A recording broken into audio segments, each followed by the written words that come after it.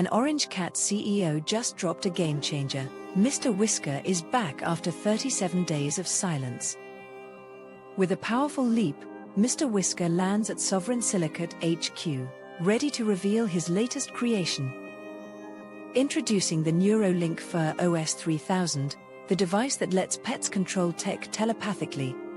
Hamster engineer warns, it's too powerful, while the fox in turn adds a twist. He hacked the Matrix using a litter box.